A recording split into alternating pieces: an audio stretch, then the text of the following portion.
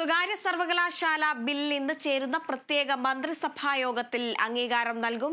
സിപിഐയുടെ എതിർപ്പിനിടെയാണ് bill മന്ത്രിസഭയിൽ എത്തുന്നത്. വിവരങ്ങളുമായി വിഷ്ണു കരുണാകരൻ ചേരുന്നുണ്ട്. വിഷ്ണു, സ്വകാര്യ സർവകലാശാല ബിൽ ഇന്ന് ചേരുന്ന പ്രത്യേക മന്ത്രിസഭാ യോഗത്തിൽ അംഗീകാരം നൽകുകയാണ്.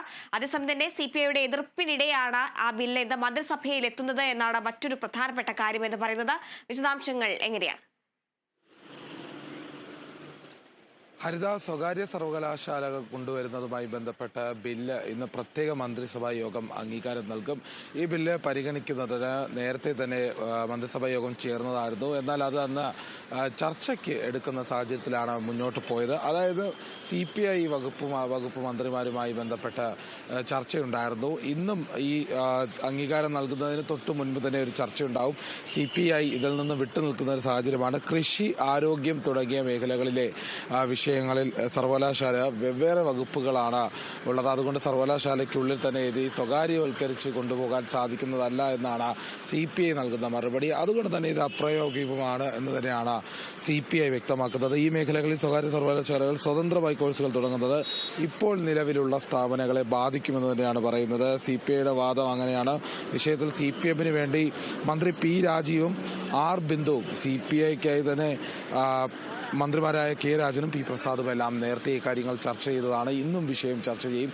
അതിന് പിന്നാലെയാണ് മന്ത്രിസഭാ യോഗം ബില്ലിന് അംഗീകാരം നൽകുന്നത്. CPI ഉന്നയിക്കുന്ന കാര്യവാദമെല്ലാം വിചിത്രമാണ് എന്ന് തന്നെയാണ് CPMന്റെ നിലപാട്. ഏതായാലും ആദ്യവട്ട ചർച്ചയിൽ സമവായം ഉണ്ടാകുന്നതിനെ തുടർന്ന് ഇന്ന് പ്രത്യേകം മന്ത്രിസഭാ യോഗത്തിന് മുൻപ് തന്നെ വീണ്ടും മന്ത്രിതലത്തിൽ ചർച്ചയുണ്ടാകും. അതിനുശേഷം ഈ ബില്ല് അംഗീകരിക്കുന്ന അവസ്ഥയിലേക്കാണ് പോകാൻ പോകുന്നത്. ഹരിത. വിഷ്ണു, മറ്റൊരു വാർത്തയുടെ വിശദാംശങ്ങൾ കൂടി ആവശ്യമുണ്ട്. ഇന്ന് ബജറ്റിന്മേലുള്ള ചർച്ച ഇന്ന് നിയമസഭയിൽ തുടങ്ങുകയാണ്. ഭൂനികുതി അടക്കം വർദ്ധിപ്പിച്ചതും കിഫ്ബി റോഡുകളിൽ നിന്ന് ടോൾ പിരിക്കാനുള്ള സർക്കാർ നീക്കവും പ്രതിപക്ഷം സഭയിൽ ഉന്നയിക്കാൻ സാധ്യതയുണ്ട്. ഈ സംസ്ഥാന ബജറ്റിന്മേലുള്ള പ്രതിഷേധത്തിന്റെ അഭിപ്രായ വ്യത്യാസങ്ങളൊക്കെ നമ്മൾ കണ്ടതാണ്. ഇന്ന് വീണ്ടും സഭയിൽ പ്രതിപക്ഷം ബജറ്റിന്മേലുള്ള കാര്യങ്ങൾ ഉന്നയിക്കാൻ സാധ്യതയുണ്ടെന്നാണ് മനസ്സിലാക്കുന്നത്. ഹരിത, തീർച്ചയായിട്ടും ബജറ്റിന്മേലുള്ള ചർച്ചയാണ് ഇന്ന് നടക്കുന്നത്. നിയമസഭാ സമ്മേളനം മുന്നോട്ട് പോകുമ്പോൾ ഇനി 3 ദിവസം ബജറ്റിന്മേലുള്ള ചർച്ച തന്നെയാണ് ഉണ്ടാകുന്നത്. ഇന്ന് പ്രധാനമായും ബജറ്റിന്മേലുള്ള ചർച്ച നടക്കുമ്പോൾ ഈ നികുതി വർധനവടക്കമുള്ള കാര്യങ്ങൾ ചർച്ച ചെയ്യാൻ സാധ്യതയുണ്ട്.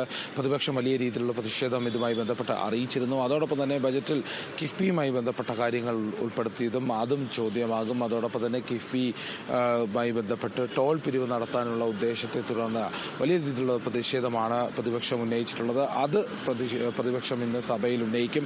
ഏതായാലും വലിയ രീതിയിലുള്ള ഒരു വാദപ്രതിവാദങ്ങൾക്കുള്ള സാധ്യത വളരെ കാണുന്നുണ്ട്.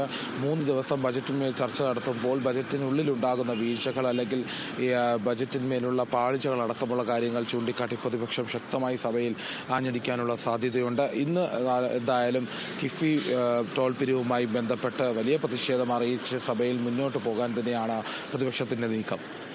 ഹരിത.